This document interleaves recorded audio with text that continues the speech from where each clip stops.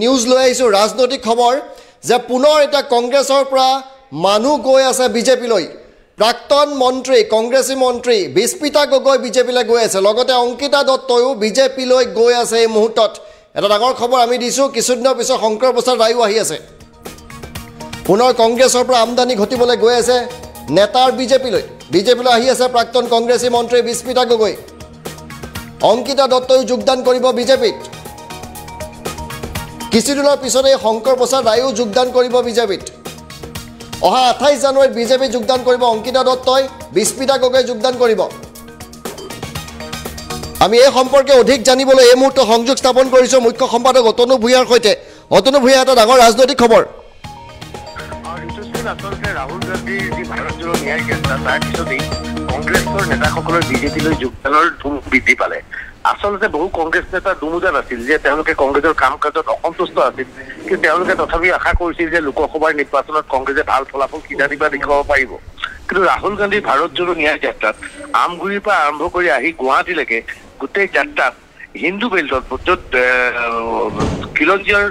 সংখ্যাগৰিষ্ঠতা আছে সেইবোৰ সমষ্টিত মোৰ পাৰফৰ্মেঞ্চ অতি দুৰ্বল পাৰদৰ্শিতা দেখা গৈছিল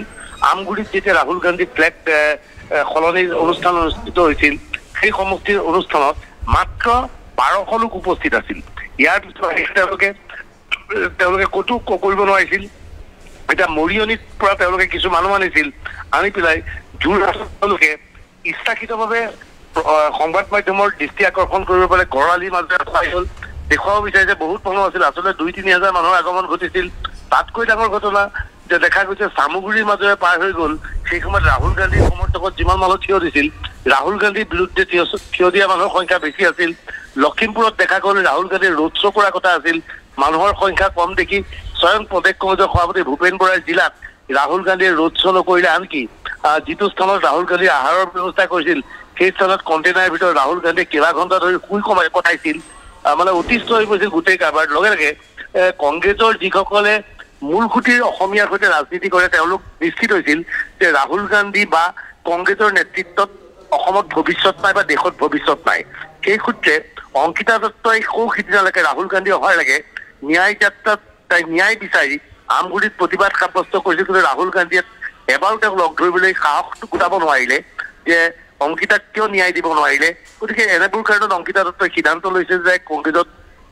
থাকি লাভ নাই বিজেপি যোগদান কৰক বিস্মিতা গগৈ এনে এটা সমষ্টি খুমটাই যিটো সমষ্টিত মৃণাল শইকীয়াই প্ৰতিনিধিত্ব কৰিছে সেই সমষ্টিৰ পৰা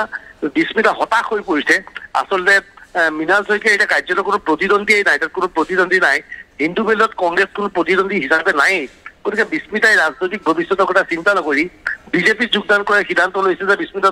সিদ্ধান্ত লৈছে যে টিকেট পালেও পাম নাপালেও নাপাম কিন্তু কংগ্ৰেছত আমি নাথাকিম আমি থাকিম বিজেপিৰ লগত এনেবোৰ ঘটনা সংঘটিত হৈছে লগতে শংকৰ প্ৰসাদ ৰায় অতি শীঘ্ৰে বিজেপিত যোগদান কৰিব কুলদীপ অতি শীঘ্ৰে যোগদান কৰিব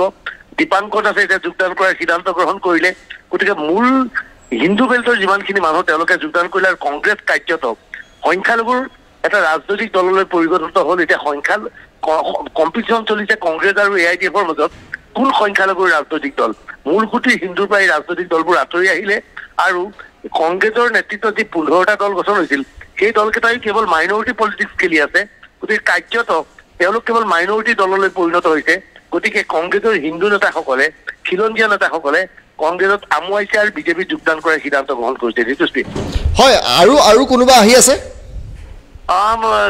শংকৰ প্ৰসাদ আহি আছে ইতিমধ্যে অপূৰ্ব ভট্টাচাৰ্যই কিছু সময় আগতে আমাক জানিবলৈ দিয়া মতে তেওঁ সোমবাৰে অসম গণ পৰিষদত যোগদান কৰিব কংগ্ৰেছৰ জ্যেষ্ঠ নেতা আছিল কংগ্ৰেছৰ সাধাৰণ সম্পাদক আছিল তেওঁ বিজেপিত যোগদান কৰাৰ পৰিৱৰ্তে অগপত যোগদান কৰাৰ সিদ্ধান্ত গ্ৰহণ কৰিলে কংগ্ৰেছৰ বহু নেতাই বিজেপিত যোগদান কৰিব বিচাৰে কিন্তু তেওঁলোকৰ সমষ্টিবোৰ এনেকুৱা য'ত ধৰ্মীয় সংখ্যালঘুৰ প্ৰাধান্য আছে গতিকে তেওঁলোকে বিজেপিত যোগদান কৰিলে সেই সমষ্টি বা জিকিব নোৱাৰিব বুলি আশংকা কৰি বিজেপিলৈ আহিব বিচৰা নাই কাৰ্যত কংগ্ৰেছৰ গৰিষ্ঠ সংখ্যক নেতাই বিজেপিত যোগদান কৰিব বিচাৰিছে আৰু এটা নিশ্চিত হৈছে যে আগন্তুক লোকসভা নিৰ্বাচনৰ প্ৰাক মুহূৰ্তত কংগ্ৰেছৰ যেতিয়া প্ৰাৰ্থী তালিকা প্ৰকাশ পাব প্ৰাৰ্থী তালিকা প্ৰকাশ কৰাৰ পিছত কংগ্ৰেছৰ বহু শীৰ্ষ নেতা বিজেপিত যোগদান কৰাটো এক প্ৰকাৰ নিশ্চিত হৈ পৰিছে হয় আৰু অংকিতা দত্ত আৰু বিস্মিতা গগৈ এওঁলোকৰ সোমবাৰে আহি আছে বুলি এটা খবৰ আছে সোমবাৰে জইন কৰিব এওঁলোকে তেওঁলোকৰ সোমবাৰে নহয় তেওঁলোকে পৰহি জইন কৰাৰ কথা আছে যিখিনি খবৰ পৰহিলৈ অৰ্থাৎ পৰহিলৈ তেওঁলোকে যোগদান কৰাৰ কথা আছে ৰাজ্যিক বিজেপিৰ শীৰ্ষ নেতৃত্বই আমাক এই তথ্য জানিবলৈ দিছে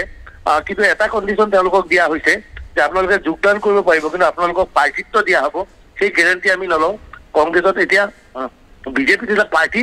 প্ৰাৰ্থিত্ব দিম বুলি নিশ্চিত কৰা নাই কিন্তু যোগদান কৰিবলৈকে সকলোকে সুযোগ দিছে আৰু বিজেপিৰ কেন্দ্ৰীয় নেতৃত্বৰ পৰা গ্ৰীণ ছিগনেল আহিছে কোনোবাই যদি যোগদান কৰিব বিচাৰে যোগদান কৰিবলৈ